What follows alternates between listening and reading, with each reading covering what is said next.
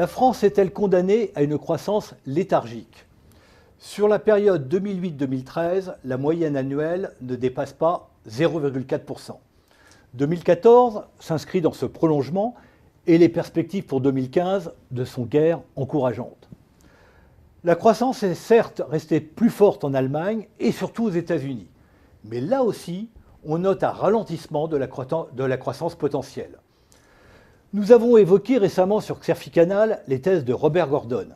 Cet économiste américain défend l'idée que nous serions entrés dans une phase de ralentissement structurel séculaire. En tout cas, pour la France, nous nous dirigeons bien vers une décennie perdue. Agnès Benassi-Kéré, bonjour. Bonjour. Alors, le Conseil d'analyse économique dont vous êtes la présidente déléguée vient de publier une note qui est intitulée « Redresser la croissance potentielle de la France ». C'est une note qui a été rédigée par 3 membres du CAE, Patrick Artus, Cecilia Garcia Peñalosa et Pierre Monen. Et le CAE souligne l'essoufflement de nos gains de productivité.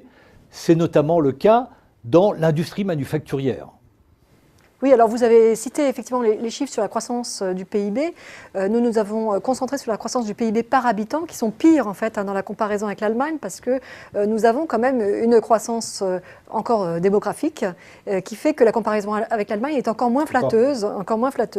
Et donc cet essoufflement de la croissance du PIB par habitant ne date pas de la crise. On voit que dans les années 80, on avait le même taux de croissance du PIB par habitant que l'Allemagne, et puis un écart s'est creusé.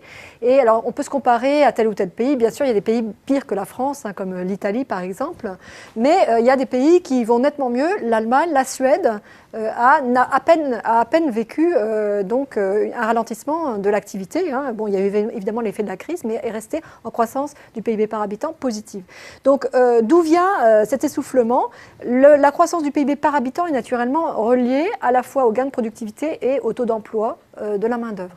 Alors si on regarde la productivité, eh bien, on pourrait penser que la désindustrialisation de la France, oui, on peut penser que c'est ça voilà, la raison principale. Mais oui, parce que les gisements de gains de productivité sont essentiellement dans l'industrie manufacturière, traditionnellement. Et donc, si cette industrie manufacturière pèse de moins en moins, eh bien, on voit que ça va avoir un impact sur la productivité agrégée. C'est vrai, mais c'est loin d'expliquer le ralentissement.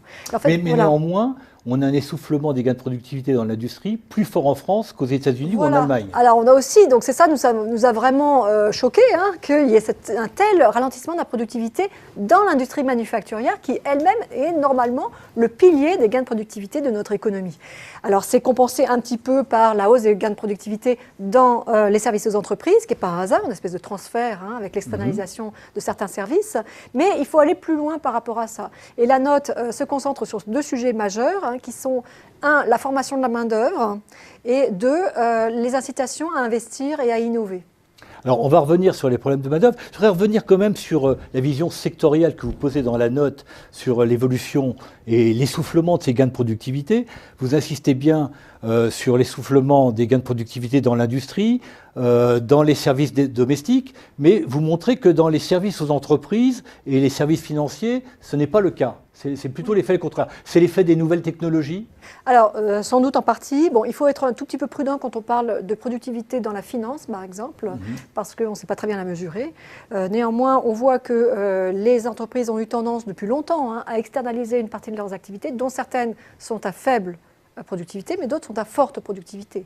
Et donc les services aux entreprises ont eu tendance, par rapport aux années 90, où la productivité diminuait dans les services aux entreprises, à augmenter. Et effectivement, on peut y voir là l'impact des nouvelles technologies. Ce n'est pas que l'effet de l'externalisation de l'industrie, des services de l'industrie, mais il y a une dynamique propre des services aux entreprises. Alors là, il faudrait rentrer un peu dans le détail des services aux entreprises parce que c'est très hétérogène. C'est un secteur qui est très hétérogène lui-même.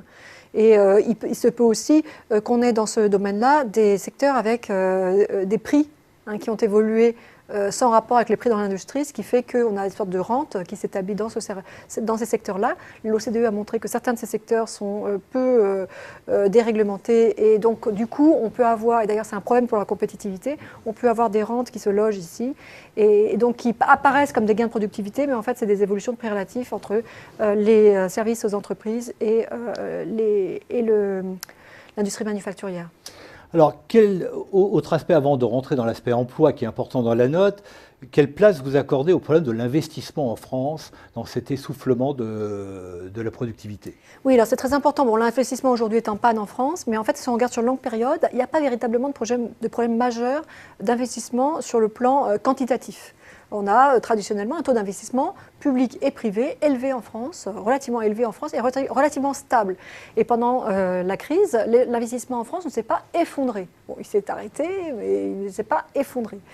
Et donc, par rapport à ça, ce qu'on regarde un peu dans le détail, c'est que ce n'est pas un problème quantitatif, mais plutôt qualitatif. L'investissement français est beaucoup dans la construction, y compris, donc il y a évidemment l'investissement logement. Immobilier. Il y a évidemment l'investissement logement, c'est naturel, mais l'investissement des entreprises est beaucoup tourné sur l'immobilier. Et il y a un déficit d'investissement en équipement, notamment en équipement de haute technologie. Quand on regarde la robotisation... Donc une modernisation technologique de l'outil de production qui est insuffisante. Qui est insuffisante, exactement. Quand on regarde la robotisation en France, eh bien on s'aperçoit que la robotisation en France est en retard non seulement aux États-Unis ou à l'Allemagne, mais également par rapport à l'Italie et presque par rapport à l'Espagne.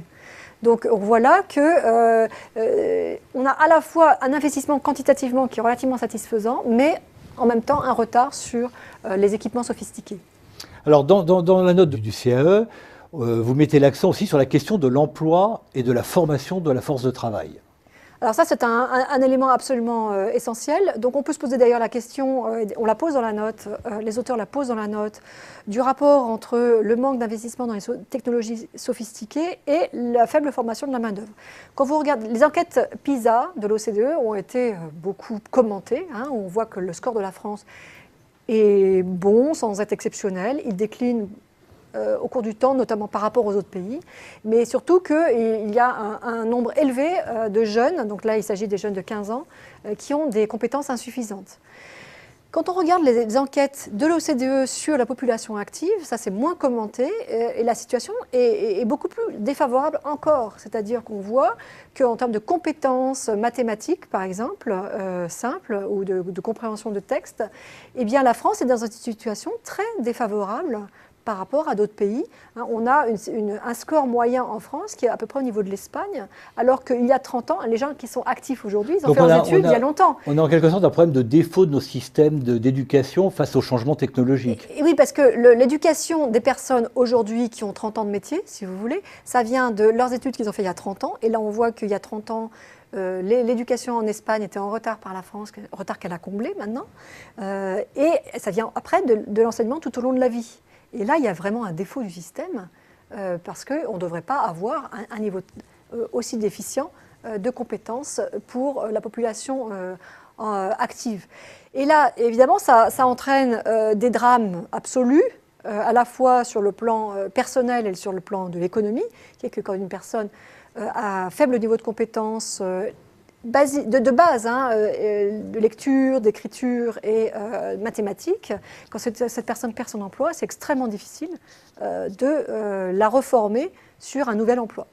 Alors, la note du CE fait 9 recommandations pour redresser la croissance potentielle de la France, et justement 4 d'entre elles portent effectivement sur l'éducation et la formation.